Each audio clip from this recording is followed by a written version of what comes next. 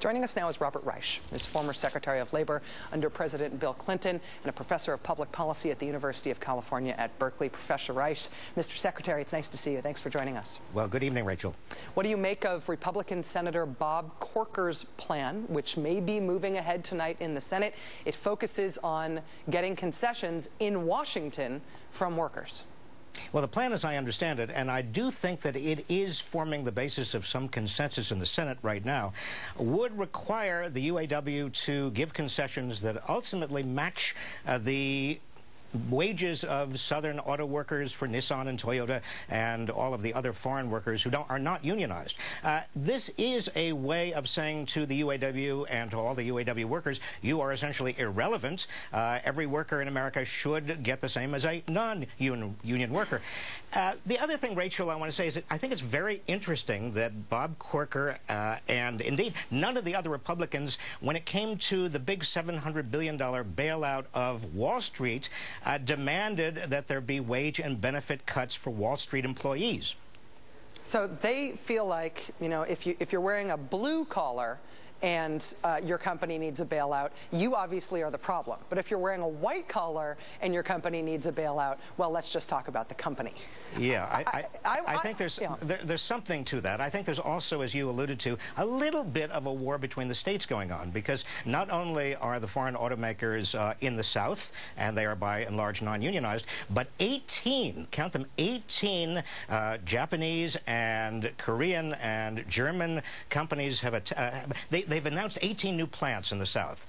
Foreign automobile companies are actually building 18 new automobile plants in the South, and they will all be non-unionized.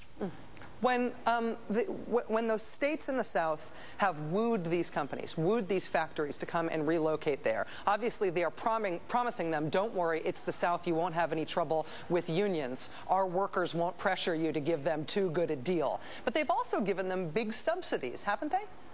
Yes, indeed. In fact, the governors of the southern states that have wooed all of these foreign companies have provided tremendous taxpayer subsidies. And every one of these companies comes with a big, big price tag for Americans. Now, granted, they are creating jobs in America. They're just creating jobs that are much lower paid than UAW auto workers are getting or have been getting in northern states. Does it matter for the American economy that those companies are not owned by Americans, that those are foreign-owned companies? It would seem that we would want foreign-owned industry, wouldn't we?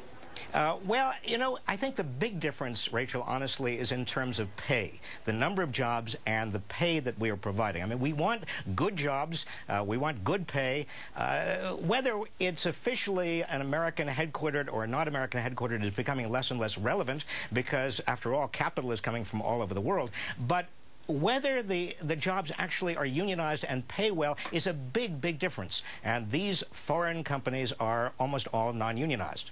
The Wall Street Journal is reporting that General Motors has hired a bankruptcy lawyer to consider whether or not it should file for bankruptcy protection. Chrysler executives say they will run short on cash in January. How high are the stakes here, and how devastating would bankruptcy be? Well, the stakes are very, very high. I mean, even if this bill gets through the Senate tonight, and if it does, that's only $14 billion. It sounds like a big figure. It's $14 billion. It would be kind of a bridge loan for the auto companies. But then next week, the House would have to reconvene and pass it. But that's only through March. The auto companies say, the big three say they need much more money than that. And if they go down, if they go under, if they liquidate, we're talking about not just directly 500,000 jobs, but we're talking indirectly about 3 million jobs if you count in all the dealers and also all the auto parts manufacturers spread throughout the Midwest. At a time when we're losing jobs left and right, we're hemorrhaging jobs, this is not the best time to let the big three go down. Robert Reich, former Secretary of Labor under President Bill Clinton, professor of public policy at UC Berkeley, thank you for being on the show tonight. I always feel like if I need to understand how big a barrel we are over, you can always accurately describe the size of the barrel. Thanks, sir. It's a big one. Yes. Thank you, Rachel.